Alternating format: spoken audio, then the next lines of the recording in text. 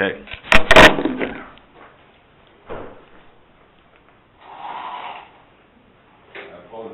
Good morning. Welcome to Daas Tevunos.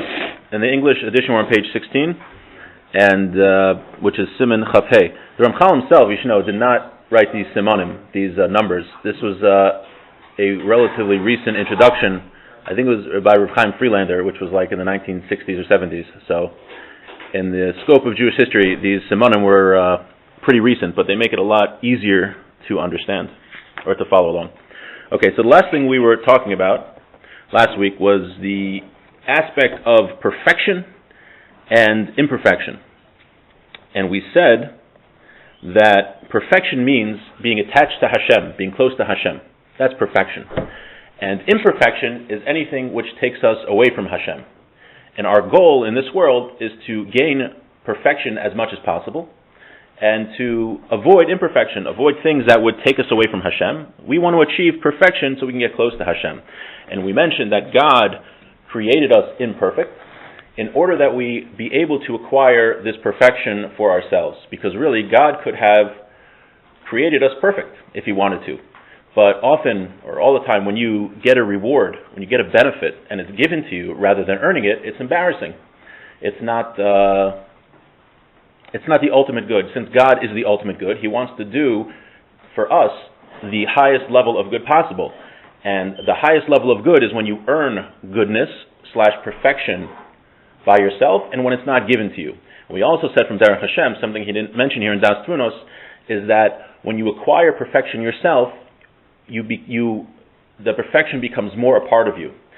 And in order to get close to Hashem, you have to be similar to Hashem as much as possible. Now, obviously, we can't be totally similar to Hashem, but by acquiring the perfection ourselves and making it part of us, we become as similar to Hashem as much as possible, more than had the perfection been given to us.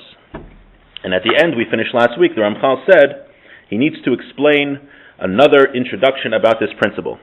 And if you remember, this is a discussion between the soul, who is the student, and the seichel, who is the teacher, the intellect. So Amar Hanashama, says the soul, Mahi, what is this introduction that you need to tell us? That you need to tell me. Amar seichel, says the intellect. He says, God could have created all of creation and all of us perfect, if He wanted to. Furthermore, and it would actually make sense had He done it this way. We know that God is the ultimate perfection. He is literally the definition of perfection. So it actually makes more sense if God would have created, God who is totally perfect, would have created creations which are also totally perfect. God could have done it, and it actually would have made more sense. Why would God, who is a perfect being, create creations which are imperfect? It would have made more sense had He made them perfect. But rather, since God wanted mankind, or wanted the creation to perfect themselves, He created creations which are lacking in perfection. So it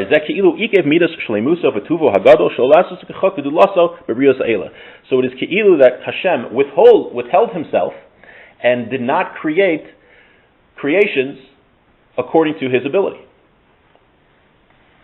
God could have created us perfect, but rather He, quote unquote, ke'ilu, whatever this means, withheld Himself to create imperfect beings. So rather, God created us according to His plan. And here is included another idea. This is what the rabbi said in Maseches Chagiga. Says Shakai. One of God's names is Shakai. What does that name mean? Die. God said to His world, die, it's enough. That means that the heavens were expanding after God created them until Hashem said it's enough. God told His creations it's enough. Like it says in the Medrash. So what does that mean? God could have created more creations than He created. And He could have created those creations that He did create, He could have made greater than they are. And had God wanted to make creations which are in line with His abilities, there would be no boundary to what God could have created. right? In a way, you go. I like going bike riding by the beach, and you see how beautiful it is, and you get inspired by God's creations. And the Rambam writes that's how you come to loving Hashem, is by contemplating Hashem's creations. So if we think about what the Ramchal is saying, the beautiful creations that Hashem made are nothing near what Hashem could have created. Hashem is perfect and infinite. We can't even imagine what He has the potential to create if He wanted to. Just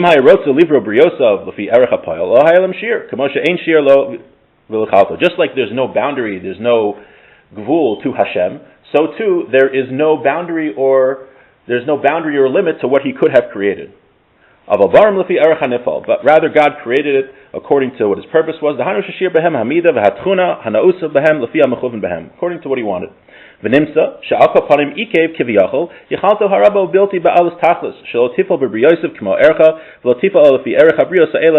So we say that Ki'ilu, God withheld His abilities to create beings which would fulfill the purpose that He desired. And we mentioned that purpose is God wanted to create imperfect beings in an imperfect world so that we could perfect the world. He could have created us perfect, and He could have created infinite beings, but that's not what He wanted. So He Ki'ilu withheld His ability.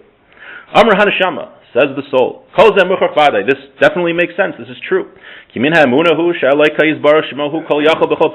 our belief is, and we know that God is not limited by any ability. He can do anything. It is impossible to put any limit on Hashem. Anything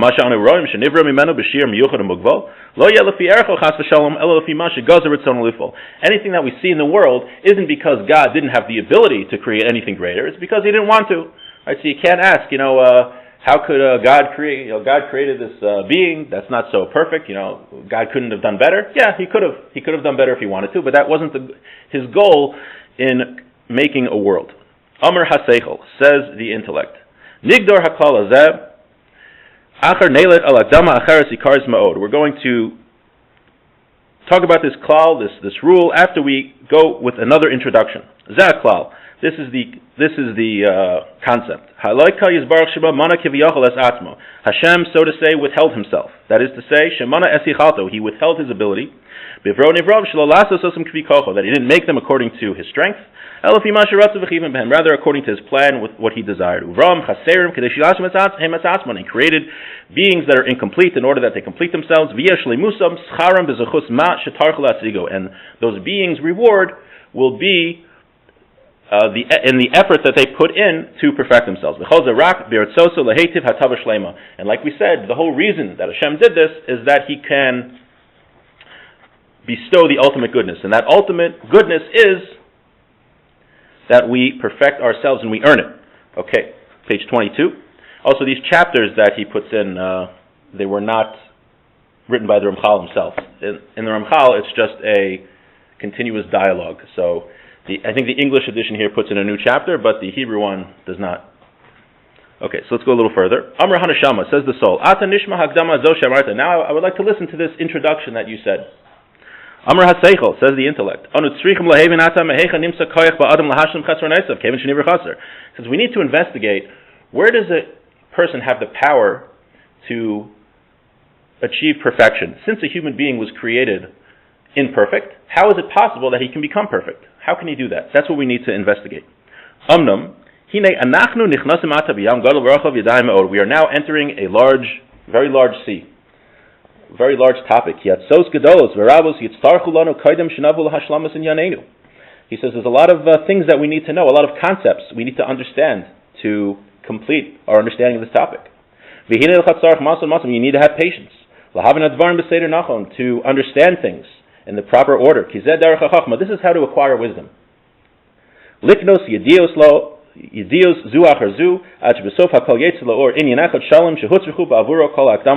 Ramchal is telling us that to understand how a imperfect being could achieve perfection, we need to understand many concepts. And he's telling us, don't be daunted, don't get nervous. He says the way to acquire any wisdom is we build a building, we're going to learn certain fundamental principles, and then one by one we're going to add them until we have an entire building. So he says, and when it comes to learning any wisdom, the way to do that is to take it step by step, to learn one thing at a time, and to build and to build on it. Amra Hanashama, says the soul, Dabar Dvarecha ala Seder Anachon, Vani Hinini Maksheves B'chol Hamtana V'yishav HaMitzarech. So now he says, please begin telling me, and I will have patience that is required. So, next week we'll continue, and we'll start learning the first step to understand this concept of how an imperfect being can achieve perfection. But what we learned is that when we look around the world, don't think that this is the best world God could have made.